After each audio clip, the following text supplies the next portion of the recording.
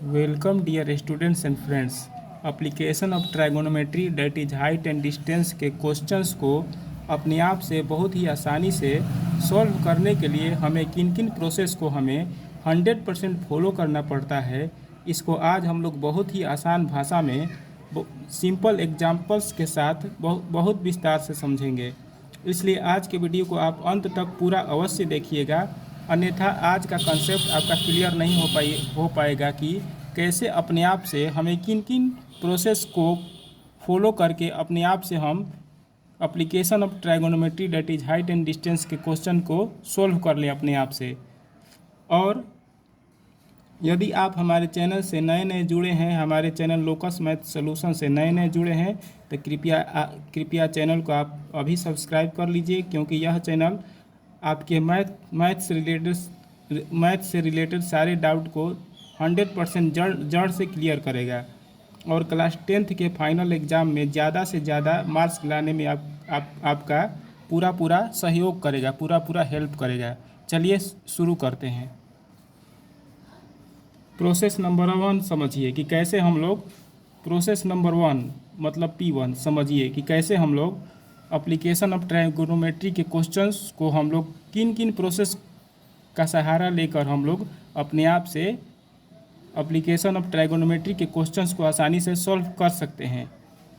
Process number 1 समझिए, हमें application of trigonometry अर्थात हाइट एंड डिस्टेंस के क्वेश्चंस को स्वयं से अपने आप से सॉल्व करने के लिए कम से कम टेन के वैल्यू, साइन के वैल्यू, कोस का वैल्यू मतलब टेन का, साइन का और कोस का टेबल 0 डिग्री से 60 डिग्री तक, 0 डिग्री से 60 डिग्री तक मतलब 60 डिग्री तक याद करना अत्यंत आवश्यक होता है। मतलब कि साइन का वैल्यू 0 डिग्री से लेकर के 60 डिग्री तक, कम से कम 0 डिग्री से लेकर के 60 डिग्री तक, कोस का वैल्यू 0 डिग्री से लेकर के 60 डिग्री तक और टेन का वैल्यू 0 डिग्री से लेकर के 60 डिग्री तक याद करना बहुत ज़रूरी होता है। अन्यथा एप्लीकेशन ऑफ ट्राइगोनोमेट्री के क्वेश्चंस को आप लोग स्वयं से सॉल्व नहीं कर पाइएगा। इतना आपको ज़रूर याद होना चाहिए, 0 डिग्री से लेकर के 60 डिग्री तक साइन का, कोस का और टेन का टेबल आपको याद रहना चाहिए। मैंने ट्राइगोनोमेट्री क्लास 10th के टेबल को ट्रिक से कैसे अपने आप से जीवन भर के लिए याद कर लिया जाता है, इसके बारे में बहुत सारे वीडियो मैं बना चुका हूं। आप मेरे चैनल पेज पर जाकर देख सकते हैं आसानी से कि कैसे आसानी से ट्राइगोनोमेट्रिक वैल्यूज़ को हम लोग ट्रिक से याद कर ले जीवन भर के लिए। चलिए अब आगे बढ़ते हैं। प्रोसेस नंबर 2 समझिए। प्रोसेस नंबर 2 है, यदि क्वेश्चन में लंब दिया हो मतलब परपेंडिकुलर दिया हो और आधार पूछा जाए मतलब बेस पूछा जाए, या आधार दिया हो मतलब बेस दिया हो और लंब पूछा जाए अर्थात परपेंडिकुलर पूछा जाए, तो हम tan का या कोट का प्रयोग करते हैं। यदि क्वेश्चन में लंब दिया हो और आधार पूछा जाए या आधार दिया हो और लंब पूछा जाए तो हम लोग tan का या कोट का प्रयोग करते हैं। मतलब कि मान लीजिए कि किसी क्वेश्चन में किसी लंब मतलब कि किसी खंभे की ऊंचाई, किसी मकान की ऊंचाई, किसी मीनार की ऊंचाई या किसी पहाड़ की ऊंचाई दिया हो और उस खंभे की छाया की लंबाई या मीनार की छाया की लंबाई या मकान की छाया की लंबाई या पहाड़ या भूमि के किसी बिंदु से पहाड़ की दूरी पूछा जाए, तो हम लोग कोट का प्रयोग या tan का प्रयोग करेंगे। ठीक, चलिए इस पर एक क्वेश्चन समझ लेते हैं एग्जाम्पल के रूप में, ताकि आपको आपका ये प्रोसेस 2 क्या कर रहा है यह समझ में आ जाए। तो समझिए, किसी खंभे की छाया की लंबाई 8 मीटर है। एक खंभा का इसमें चर्चा किया गया है, तो खंभा एक बनाते हैं। आप लोग जानते हैं कि ज़मीन पर खंभा 90 डिग्री पर खड़ा होता है। मान लीजिए यह ज़मीन है, भूमि है, मान लीजिए यह भूमि है, तो क्लियर है कि जब भी खंभा भूमि पर खड़ा रहेगा तो 90 डिग्री पर खड़ा रहेगा। मान लीजिए यह खंभा है, तो यहाँ पर 90 डिग्री का कोण बनेगा। तो क्वेश्चन में खंभा का चर्चा हुआ तो हम लोग खंभा का चित्र बना लेंगे और भूमि का चित्र बना लेंगे, क्योंकि भूमि पर ही खंभा रहता है और खंभे की छाया की लंबाई 8 मीटर है, यहाँ पर 8 मीटर छाया की लंबाई है। ठीक, यह भूमि है, यह खंभे की छाया है, यहाँ से यहाँ तक खंभे की छाया है जिसकी लंबाई 8 मीटर है, यहाँ से यहाँ तक। मान लीजिए यहाँ पर ए है, यहाँ पर बी है और यहाँ पर सी मान लीजिए, इसको ऐसे मिला दीजिए। तो यह क्लियर है कि यह राइट एंगल ट्रायंगल का फिगर बन गया। तो हम तो आप लोग यह समझ चुके हैं कि यदि खंभे की ऊंचाई दिया हो और छाया पूछे, मतलब लंब दिया हो और आधार पूछे, या आधार दिया हो मतलब छाया की लंबाई या बिंदु से उस खंभे की दूरी इत्यादि दिया हो, और उस खंभे या मकान की ऊंचाई पूछे मतलब लंब पूछे, तो टैन का प्रयोग या कोट का प्रयोग किया जाता है। अब आगे पढ़िए। यदि छाया के द्वारा बनाया गया उन्नयन कोण 45 डिग्री हो, यहाँ पर उन्नयन कोण यहाँ पर 45 डिग्री बन रहा है, तो खंभे की ऊंचाई निकालना है। इसको एच मान लीजिए, खंभे की ऊंचाई को एच मान लीजिए।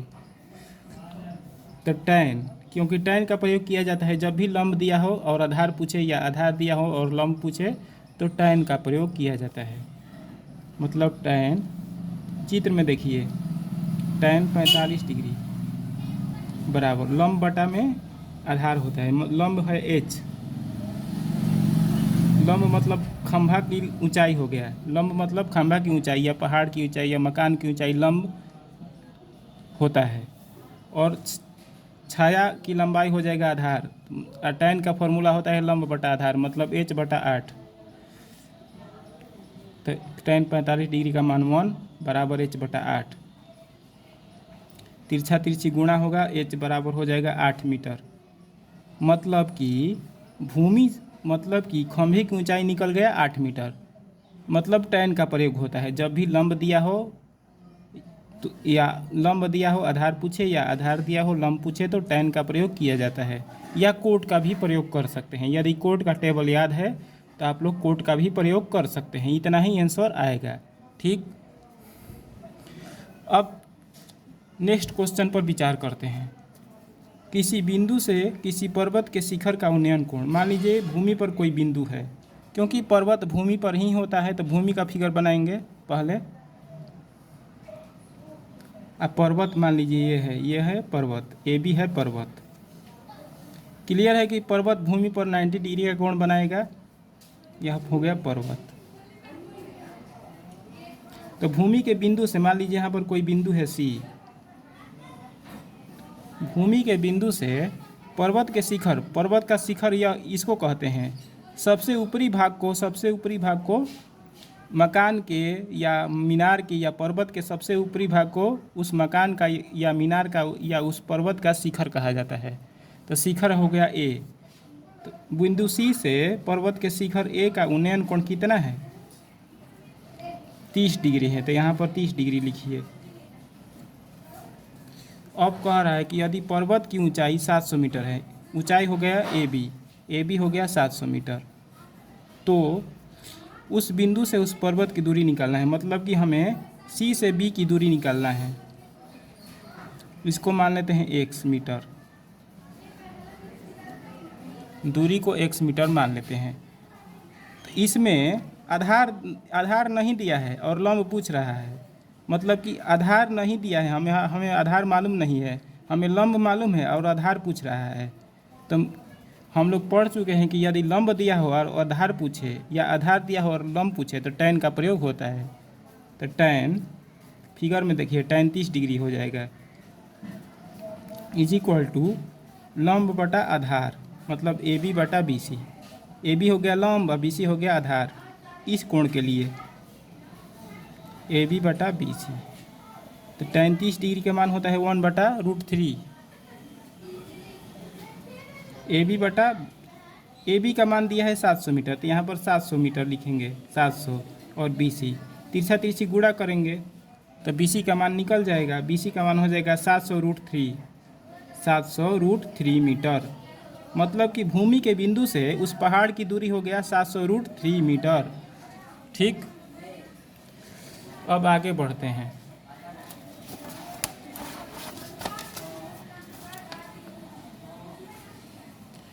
यदि प्रोसेस 3 समझिए, यदि क्वेश्चन में लंब दिया हो और कर्ण पूछा जाए, या कर्ण दिया हो या लंब, क्वेश्चन में यदि लंब दिया हो मतलब परपेंडिकुलर दिया हो और बेस और हाइपोटेनस पूछा जाए, या हाइपोटेनस दिया हो और परपेंडिकुलर पूछा जाए, तो हम साइन का या कोसेक का प्रयोग करते हैं, यूज करते हैं। मान लीजिए कि किसी क्वेश्चन में किसी पहाड़ की ऊंचाई या मकान की ऊंचाई या मीनार की ऊंचाई दिया हो और कर्ण पूछा जाए, मतलब कि भूमि के किसी बिंदु से उस मकान के शिखर को मिलाने वाली रेखा की लंबाई पूछा जाए या सीढ़ी की लंबाई पूछा जाए, क्योंकि सीढ़ी हमेशा कर्ण होता है, क्योंकि सीढ़ी किसी मकान, मान लीजिए कि सीढ़ी किसी मकान से ऐसा लगा रहता है, तो इस रेखा को, जो तिरछी रेखा होती है समकोण त्रिभुज में, जो सबसे बड़ी भुजा होती है, तिरछी भुजा होती है, उसको कर्ण कहा जाता है। तो सीढ़ी हमेशा मकान से ऐसा सटा रहता है, मतलब कि सीढ़ी हमेशा कर्ण रहता है। तो सीढ़ी की लंबाई पूछा जाए या भूमि के किसी बिंदु से किसी मकान या मीनार के शिखर को मिलाने वाली रेखा की लंबाई पूछा जाए, तो समझिए कि कर्ण पूछा जा रहा है। तो यदि लंब दिया हो और कर्ण पूछा जाए, या कर्ण दिया हो और लंब पूछा जाए, तो हम साइन का या कोसेक का यूज करते हैं। जैसे क्वेश्चन समझिए, मान लीजिए कि किसी पतंग के डोरी की लंबाई 100 मीटर है, तो पतंग कैसे उड़ता है? आप लोग जानते हैं पतंग ऐसे उड़ता है। पतंग की डोरी तिरछी होती है। पतंग की डोरी आसमान में कैसी होती है? तिरछी होती है। मान लीजिए यह पतंग है, यह हो गया पतंग, पतंग है यह, ठीक। यह डोरी है, ठीक। कभी भी पतंग आप उड़ाइएगा तो तिरछा डोरी रहता है। आसमान में कभी भी सीधा डोरी नहीं रहता है, ऐसे 90 डिग्री पर डोरी नहीं रहता है। डोरी कहीं ना कहीं झुका ही रहता है। 60 डिग्री पर कभी झुका रहेगा ज़मीन से, या 45 डिग्री पर झुका रहेगा, या 80 डिग्री पर झुका रहेगा, या 70 डिग्री पर झुका रहेगा, लेकिन 90 डिग्री पर कभी नहीं उड़ेगा पतंग। तो पतंग की डोरी हो गया कर्ण, ठीक। और भूमि से उस पतंग की ऊंचाई मान लीजिए ये है, ए बी को ऊंचाई मान लीजिए, यहाँ पर ए, यहाँ पर बी, तो यह ऊंचाई हो गया। तो पतंग की डोरी की लंबाई दिया है 100 मीटर, मतलब कर्ण दिया है 100 मीटर। और बिंदु से पतंग का उन्नयन कोण दिया है, मतलब यहाँ का कोण दिया है 45 मीटर। तो भूमि से उस पतंग की ऊंचाई हमें निकालना है, ठीक। तो भूमि से उस पतंग की ऊंचाई हमें निकालना है, मतलब कि भूमि से उस पतंग की ऊंचाई, मतलब ए बी का मान निकालना है। यह हो गया भूमि, और उस पतंग की ऊंचाई, मतलब जो 90 डिग्री वाला ऊंचाई है उसको, जो न्यूनतम दूरी है भूमि से पतंग की, उसको निकालना है। ऊंचाई का मतलब यह हो गया कि भूमि से उस पतंग की न्यूनतम दूरी, न कि अधिकतम दूरी। भूमि यहाँ पर भी भूमि है, यहाँ पर भी भूमि है, लेकिन न्यूनतम दूरी यहाँ पर है, ए बी है, तो ए बी हो गया ऊंचाई। तो इसी को हमको निकालना है, इसको हम लोग एच मान लेते हैं, ए बी सी, ठीक। मतलब कि कर्ण दिया है और लंब पूछ रहा है। 45 डिग्री के सामने वाले को लंब कहेंगे, किसी भी कोण के सामने वाले को लंब कहा जाता है। मतलब कि कर्ण दिया है और लंब पूछ रहा है, या लंब यदि दिया रहेगा और कर्ण पूछेगा तो भी साइन का ही प्रयोग करेंगे। कर्ण यहाँ पर दिया है और लंब पूछ रहा है तो साइन का प्रयोग करेंगे। यदि कर्ण दिया रहता, यदि मान लीजिए ऊंचाई 50 मीटर दिया रहता और डोरी की लंबाई पूछता, तो भी साइन का प्रयोग करते हैं, ठीक। अब चलिए इसको बनाते हैं। तो हम क्या प्रयोग करते हैं? जब कर्ण दिया और लंब पूछे तो हम साइन का प्रयोग करते हैं। तो चित्र में देखिए साइन कितना डिग्री है? 45 डिग्री है, बराबर कर्ण लंब। साइन का सूत्र क्या होता है? परपेंडिकुलर बटा बेस होता है। परपेंडिकुलर कितना है? परपेंडिकुलर हमें मालूम नहीं है। परपेंडिकुलर को हम लोग क्या माने हैं? एच माने हैं। परपेंडिकुलर को एच लिखेंगे पी के स्थान पर। परपेंडिकुलर बटा हाइपोटेनस होता है, गलती से बी लिखा गया था। साइन का फॉर्मूला परपेंडिकुलर बटा हाइपोटेनस होता है। तो परपेंडिकुलर को हम लोग एच माने हैं तो एच लिखेंगे यहाँ पर हम लोग एच माने हैं। और डोरी हाइपोटेनस हो जाएगा, मतलब हाइपोटेनस का मान 100 मीटर दिया है तो यहाँ पर 100 लिखेंगे। साइन 45 डिग्री का मान क्या होता है? 1/√2, ठीक। मतलब h/100। तिरछा तिरछी गुणा करेंगे, इसमें √2 से गुणा हो जाएगा, h√2 हो जाएगा बराबर 100। यह बटे में चल जाएगा, मतलब 100/√2, मतलब कि भूमि से उस पतंग की ऊंचाई हो गया 100/√2।